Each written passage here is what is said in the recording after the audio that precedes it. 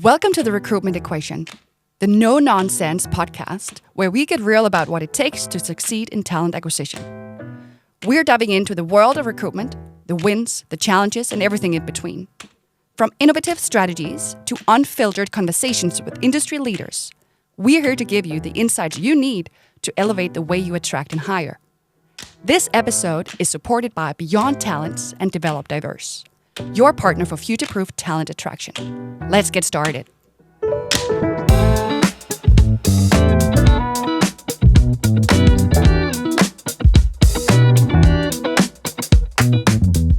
So welcome to this episode of the Recruitment Equation.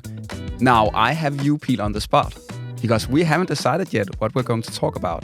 And it makes me a little bit uncomfortable. I can feel that. I can feel that.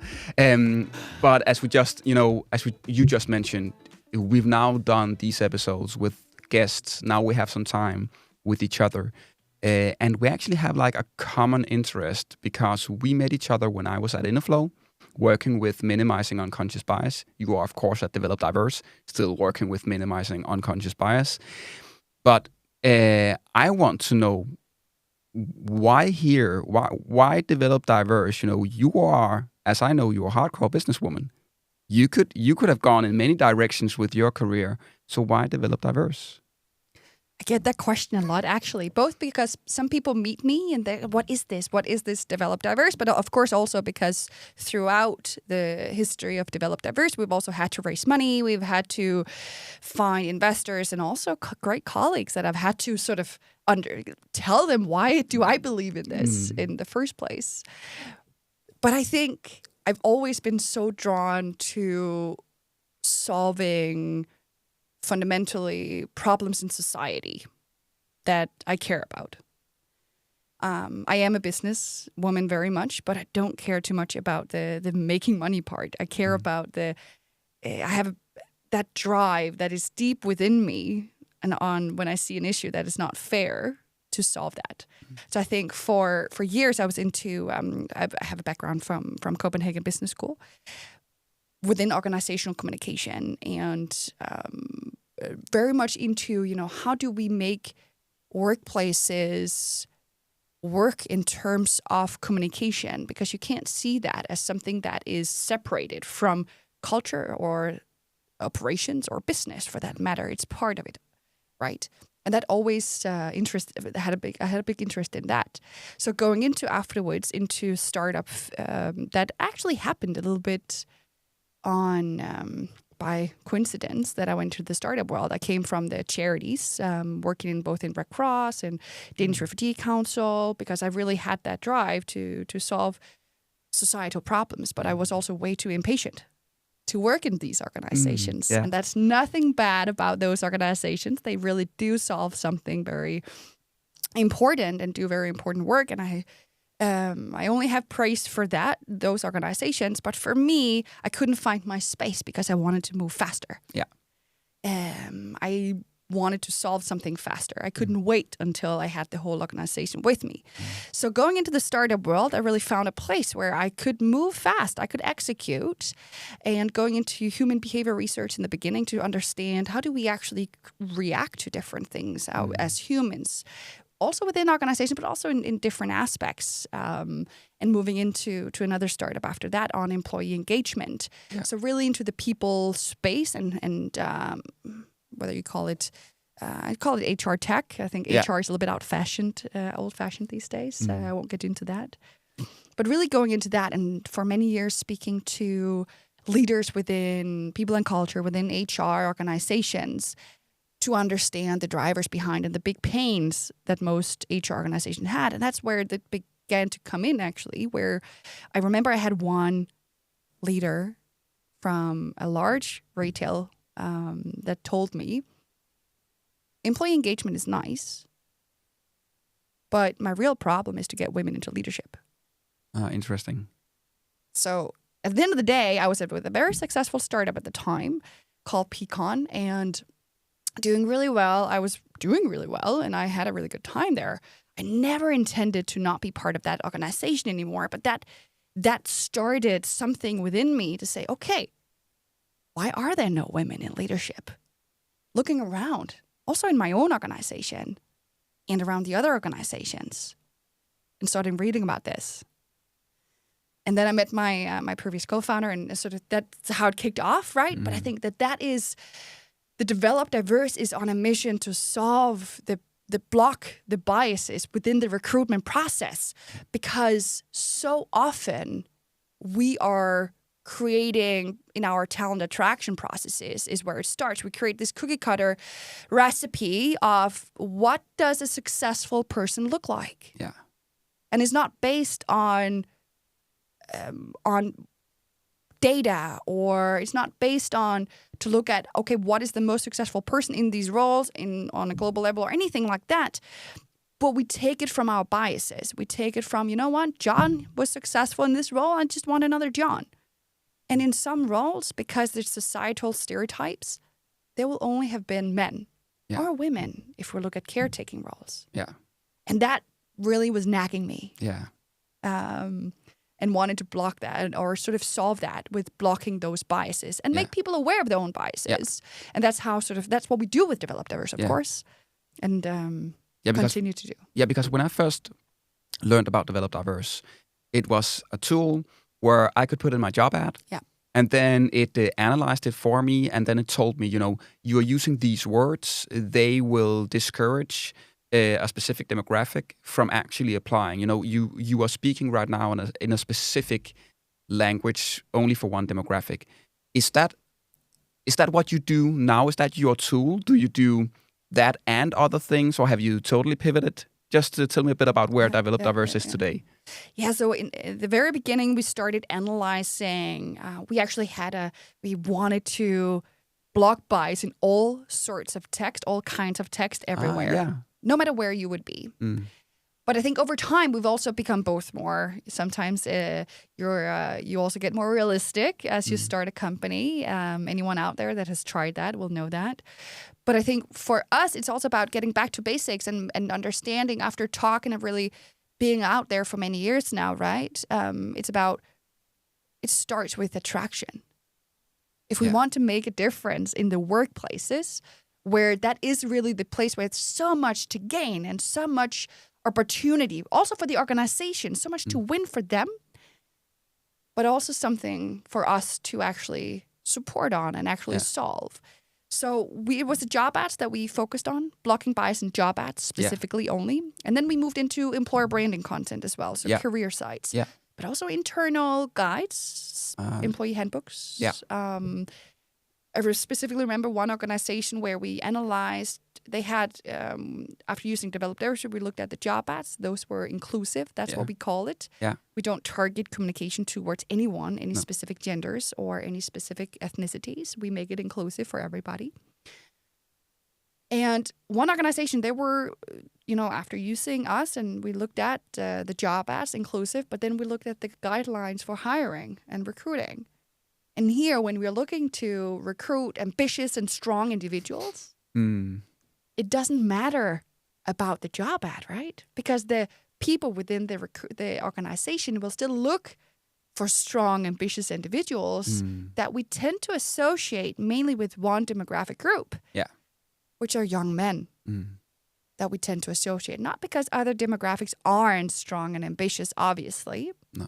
But we see that using those words, certain groups have internalized that behavior, which tend to be young men to a higher degree, white men as well.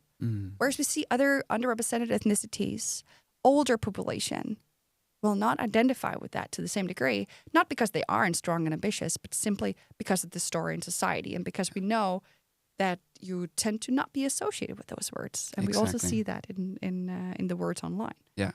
So we just get less of those demographic groups, even if they're the most qualified for the role. So that is the whole idea of Develop Diverse, with the results being that we see 68% more women applying after just changing the words, right? Yeah. And 51% men as well. Yeah. More men as well, right? So the impact is real, but it starts with attraction. So we focus on job ads and employer branding content. Yeah. And very soon we will also be focusing on the intake meetings or the planning meetings. Yeah. Because at the end of the day, right, just similar to the guidelines Yeah. that I just talked about, it starts with the communication before the job ad. Yeah. That organizations, they usually have it in their formal procedure that you should have that planning meeting. Yeah. Many organizations skip those. Yeah. Today, I think in your hirings, Nicklas, you always have them because you have to. But if it's a known role, but it's not, there's no good reason for that. No. There's always a good reason for having a conversation between whether it's an HR business partner, talent acquisition, recruiting, and the hiring manager to align on the role, the qualifications for this. And then we build a job ad. Yeah. And we want to do that automatically for them. Yeah. So that's the big focus now. So we've expanded the focus from only the job ad to be employer branding, to be the intake and planning, to really cover that attraction. That's really interesting. And all this as software as a service, or also, like, let's call it tool-enabled consultancy. You know how, because again, having been a co-founder in a SaaS, something is scalable and some things are not, or requires that us that are passionate and maybe have some knowledge, that we include some mentoring or maybe some guiding. So how do you see Develop Diverse balancing the scalability of software with the actual, impact of consultancy? I think we nailed it, because we're not a consultancy, and not because we couldn't be, but because we don't want to be. Yeah. And it's because of the scalability. So from the very beginning, Develop Diverse has been designed to scale, because we can't impact as many organizations with consultancy, or it's going to be very expensive with that. Yeah. And our goal here is to create that impact. Yeah. That's why we're here. We're here to create a more fair and equal hiring process or attraction process in that way, opening it up to more people. And we can only do that through the organizations using our software tool. So we can't limit the amount of organizations that use that. No. So it is a software as a service. I think maybe it's terminology that's mostly used in our space, Nicklas, or no longer your space, but you used to be in that as well, obviously. But it is software that enable organizations and teams, whether it's the hiring manager and the HR business partners or recruiters, talent acquisition teams, to actually become more aware and conscious about the language we use, so that we can become conscious inclusive in our attraction process, so that we can recruit faster, so that we can get higher quality in our pipeline. Yeah. Altogether. Yeah. Without tools. It's a little bit like grammar check, right? Yeah. I don't know. Do you ever grammar do spell check. checking? Do you use that? I use Grammarly for my own. Yeah.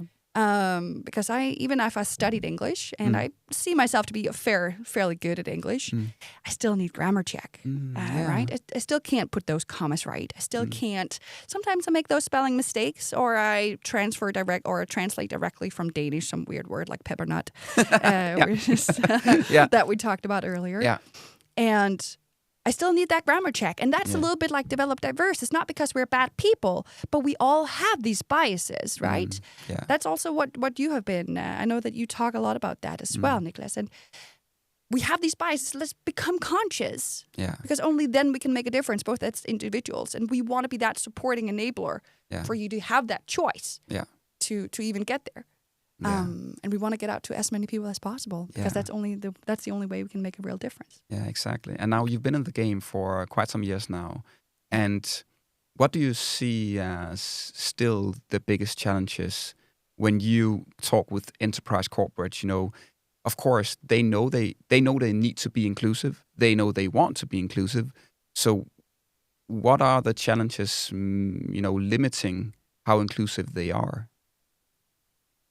I think there's a few things. I think many organizations are struggling to, either with the brand that they may be having already, right? That is another place to start. So I think for the organizations that we work very well with, they are mature on the talent acquisition model. They will usually have talent acquisition teams. And if you don't have that, if you're on the journey, if you've always had hiring managers be responsible for the hiring, it's really difficult to implement any tools. So there's a certain maturity that is sometimes blocking from making decisions on or really going strategically and do something about the job ads or to optimize those and implement tools like Develop Diverse, for an example. So there are some organizational parts that can be an obstacle, and where we also realize alongside the organizations where it's just not a good match because it won't be successful. And then we are not interested, of course, in that collaboration. But a lot of it's also perception. A lot of it is about perception of how good we are compared to how good we actually are and on the numbers and what can and how the maturity on the diversity as well. So one thing is about the recruiting part and attraction, how mature are we there in the operating models that we have, but also on the diversity maturity or maturity on that. And if we never had an unconscious bias workshop before, that's usually where most people start, right? You with InnoFlow, I'm sure you also saw that. If you never had that before, if you never had a conversation around unconscious bias in your organization before, then it's really provocative to have a software tool tell you about your unconscious biases, because we don't like to be told that we're not doing right. Right? If we're not aware that bias is normal, that we all have it, that I have it too, even if I work with this for many years, then it's about being conscious, not about being the language police. If we have never had that conversation, if we don't have a senior management team that is taking it seriously and putting also the money towards these, but only have some checkmark points on the yearly unconscious bias workshop. So I think the perception on that in terms of how it follows reality and the action that people put behind the diversity and inclusion and equity parts there is still where many companies are falling behind on putting action behind the words. How do you see that?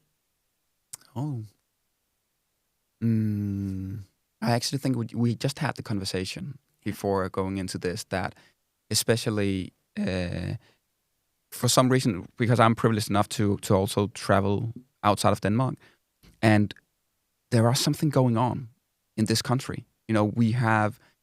There's such a big difference between how inclusive we think we are and how inclusive we can see we are in data in terms of representation of specific demographics at all levels of organizations. So I really think that is where we need to start. That is accepting the fact that we do believe we're this very developed country, very inclusive, very much aware, but the matter of the fact is we are not. So we need to have that conversation first, and that is also at organizational levels. Just accepting the fact that we might not be that inclusive. One thing that is for me, when I do my presentation on this, I always say, well, before you even go out and start talking about your attraction, your branding and your recruitment marketing, you need to start with creating an inclusive culture. Because if you succeed with having an inclusive process, but you then put people into a non-inclusive culture, they churn again, and they churn fast, and they go out and they tell people that they were promised something in the process that the organization couldn't live up to. So for me, and that's also actually why I asked about this, the scalability of software together with the consultancy, because for me, I actually believe that we need to do both. One of the things we experienced at InnoFlow was we were a part of one part of a process, the screening, and we could also be used for selection. But if the branding part was non-inclusive, then the talent pool that was solving the cases was already limited. There had already been a biased deselection process. Or if the interview process after the case was non-inclusive, then, we would still end up with the same hiring statistics. So yeah, we might have a more diverse, final candidate pool, but we would still end up hiring the white man. Yeah. But I think the last point, what I like about that is that could be obvious. That could be shown in the numbers, right? Yeah. There are still ways, and you have to, of course, be on the GDPR and everything careful on how you do that. But there are ways you can get gender data on your applicant pool. I know you and I, historically we have different views on whether you should do that or not. I believe you should, because how do you know the problem if you don't have data? Yeah. Right? In the US, it's so normal. We know exactly the genders that have applied, if they choose, of course, to make that known. And not because we should know that as a hiring manager or TA, of course, that should never be shown, but because we can run stats on aggregated levels afterwards to see. But if we don't do anything prior, we don't know. No. Right? We don't know before people choose to apply. So that's where we need to do a lot of things there, because the moment we have people apply, then after we can fix and iterate. Yeah. If you have the data. Yeah. But again, there are so many things we can do, and I also like the fact that you've branched out now and saying, okay, we need to actually own much more of the process. Everything from branding material to the intake meeting to actual recruitment marketing all the way down, because and what I also like is we've had a conversation about you also in Develop Diverse going from only looking at inclusion to also looking at sheer efficiency. There was just a pretty known car brand that made a rebranding of themselves, very inclusive, but a lot of marketing and branding people was like, will this sell more cars? And I actually really like where you're going with Develop Diverse, thinking about, well, we can make the most inclusive material in the world, but it still needs to be good. It can still be bad, right? Exactly. I mean, if we only focus on inclusion, exactly, we may not get any applicants because it's just really poorly written, or just we use the ChatGPT for everything that's too generic, right? Exactly. So that's exactly why we did it as well, right? And it's still something we are intensely working on, because also when we start before, we need to start earlier. Yeah. So now we're going to go a little bit away from the consultancy part. We can talk more about that after, but we need to start earlier. And we need to not only look at the job ad. Yeah. Right. And we also, it's not that we only wanted to do the job ad either previously, but we had to start one place. Yeah. And job ads, I think both of you and I, we agree that they're not always high quality. Nope. That's a different topic. But, it still starts before. It starts earlier. There is that, and sometimes hiring managers hire a lot. Sometimes they don't. Exactly. Sometimes you have one hire a year, and you have a TA person who may not really enjoy writing job ads either, or so maybe you even skip the intake meeting, because if it's a junior team of TA and hiring manager is too busy to take an intake meeting, maybe they fill out a form, maybe they don't. Yeah. But we may go and look for a template of an old ad that has looked similar or in similar position, and that's where we start. But it shouldn't be. Exactly. If we want the best, most effective, the best, most qualified candidates, but also the most inclusive process. Because it's about the candidate experience as well, and it's about the quality of candidates altogether, not only diversity in that way. So we really see it as if the new way that Develop Diverse has developed into, and what we are building also as we speak. I know not me, but I have an amazing team that is working. I was about to say day and night. I hope they don't. They should not work at night. But they're working on really solving this. How do we start with a planning meeting? We call it the intake meeting. How do we challenge people on bias already there?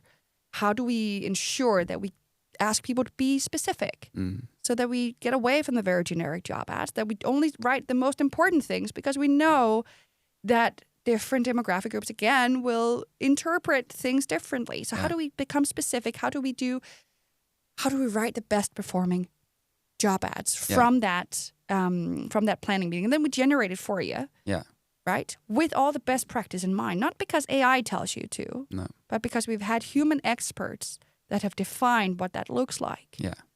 What is the good and how do we get the best candidate experience, but also optimize the chance of a person actually applying, while you also have TA and hiring manager aligned on that. So you don't get back, because the moment you get back to your point, Nicklas, right? Otherwise you get the candidates and you still have the description of John, cookie cutter, lying around in the intake. Exactly. Right? Exactly. And then you'll hire John. Yeah, exactly. Because that fits the initial form or that the hiring manager had filled out in the beginning, right? Yeah. So we want to take there, but it doesn't stop there, right? No. It does for now because we can only develop so much at a time. Yeah. But the next part, we need to help you source.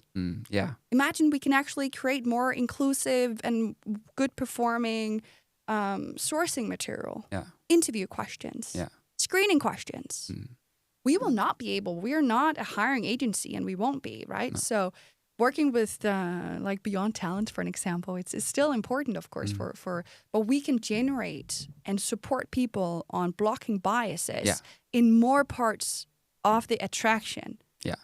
Because it doesn't stop with the job ad, obviously, right? No, and we both know that. Yeah.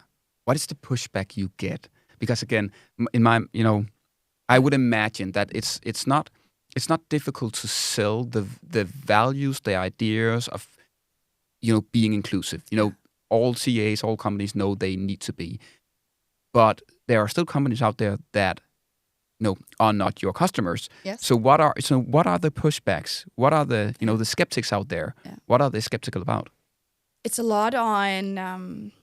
So you are a professional. You've done this. You've been within also talent acquisition, and now you're recruiting for people. When I go and tell you that you can no longer use the word ambition or being ambitious and strong, if we just go to the same examples as before, you will tell me, but I know better because I've been in this game for 15 years. Yeah. So I hear what you're saying, but I believe in my own way. Yeah. So believing in and changing that behavior is hard. Yeah. And that's definitely and that's a big, on our end, an educational task that goes there, because it's about saying that it's not about being the language police. It's really not about strong in itself or ambitious in itself or telling that people aren't that, but it's about understanding the underlying concepts of bias and stereotypes in society and how those work. Yeah. And also see your own privileges in that way, because it's usually when we are part of that group or when we have, for an example, we also see, it's not just one group. It's also women are I get this question a lot actually, but a woman wrote this job ad. It can't be exclusive. Of course it can. Women are equally biased or have the same stereotypes of men, of course. And sometimes we'll also see that because if you are the minority group, independent of what minority you belong to, you can have even greater and more reinforced stereotypes even more because you made it despite. Yeah. So, and it was a hard journey, right? Really. Yeah. And so you expect others to do the same in that way. So that behavior that goes on is underlying there is hard to change. Yeah. And that's some of the objections we get in terms of that. So even if we have all the numbers, we have more than 3,000 job ads, I think, where we have really, both in control studies, in studies with customers, shown the impact again and again and again. In addition to the research that's also been done in the area that also shows the impact, we continue to be questioned on that because of belief. Yeah. And I think that is the part that we continue to struggle with. Yeah. Right? So we need to be also better at showing that impact in their ATS system. So that's also why we've just integrated with the ATS applicant tracking systems now, for an example. So we can actually show that impact better. Yeah. Because that is that everyone have their belief. Yeah, exactly. And especially in job ad, because it's not, we have scientific studies, but it's not like the most researched. They're not peer-reviewed on, the best job ad. No. So it's actually been really hard to go out and find those experts who knows what the best job ad is. Yeah. So we've been far and beyond on trying to find those, also from the UK, because we have a lot of customers in the UK for cultural aspects, to get all of that in there. Yeah. Right? But to make sure it's not my belief. Exactly. Because that's how we build a business. On, what is the data? What are the research? What are the, where is the proof? Exactly. And the most proof we can get. And sometimes on job ads, it's not everything that is as well researched. No, exactly. And one thing I often hear when we talk about this is that, let's just say, so we can have customers where we're like, well, we write that there are Friday bars. You just need to be aware that there might be people out there that don't drink alcohol, and they might have had experiences that Friday bar is a terminology we use for culture that is, we only connect through informal relations, and that means both people of religious beliefs, but also people with children who can't be, who don't want to be a part of that much informal. And what I often hear, skeptics in terms of thinking about their cultural description or their words are, well, we need to stand out. We need to make an interesting job ad. Well, we can't do that. And we can describe our culture without it being so biased. So we only attract people that look like the people we already have. And for me, that's where I want the debate to go. That is, we can still write interesting, funny, creative job ads without them being biased, and we can still describe our culture in a very authentic way without it being biased. But we can't do it without something or someone challenging those biases, because then we just write it. And that's the thing with the brain, right? Yeah. There's supposed to be. It's supposed to be biased. Yeah. It's supposed to. Otherwise, we would take more than an hour to cross that street, right? Exactly. Yeah. And forget to run when the tiger comes. Yeah. Exactly. Because that happens a lot. So of course, right? Yeah. So I think having tools that enables us. Yeah. Not dictating, but enables. Yeah. And then of course the right, helping, consultancy, whatever that is, to get us to where we want to be. But I think not being afraid of embracing those things and become aware and try something new. But I think also back to your point on boring language, right? Which is also something I hear, is that it's interesting because it usually comes, from a place where when you look at job ads, I think I would say that I'm one of the people who read the most job ads out there. Yeah. And we have thousands and thousands and thousands of job ads in our database. They all look alike. Yeah. Right? So whenever we say we want it to be fun and interesting, we use the same language as all the other ones. And to a higher degree now, actually, with Gen AI and LLM bots, like ChatGPT. Yeah. They all look alike, right? So it's interesting how that is a pushback, because what I see when I look at the data is that the moment you try to be fun and interesting, you look like all the others. So it actually stands out to not do that, not use the cliches, not use the stereotypes. Will make you stand out more. Yeah. Right. That's interesting. Which is interesting in itself. Yeah. So, Nicklas, I know you speak a lot on this topic. You just told me you gave very recently and sort of also on the topic of inclusive attraction. So this is still called the recruitment equation. Yeah. What is that equation for inclusive attraction? Yeah. So if inclusive attraction is the product, right? So that's on the right side of the equal symbol. Then it's it can be whatever you want it to be. First and foremost, it is so bias minimization is like it is one of the big things, and you and I we have learned not to use the term bias removal because we can't. So it's minimization of the adverse impact of those biases. So that's like one thing. That is really thinking, if we want to do inclusive attraction, we need to go in on every step of our process, from our branding to our marketing to our sourcing, screening, selection, so on, and think, okay, where can our unconscious bias impact that people that could be the right fit would be deselected or would deselect themselves based on something that we do or don't do. So bias minimization is like, that's one of the big things in making inclusive recruitment. And another thing is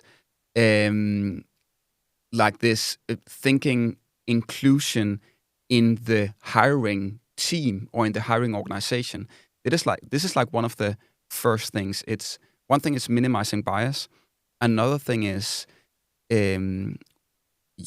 making your hiring organization, represent more diversity. Because as you just said, like having the privileges, I actually made a joke doing that presentation saying that, I'm now at a conference, I'm here speaking, perfectly fine.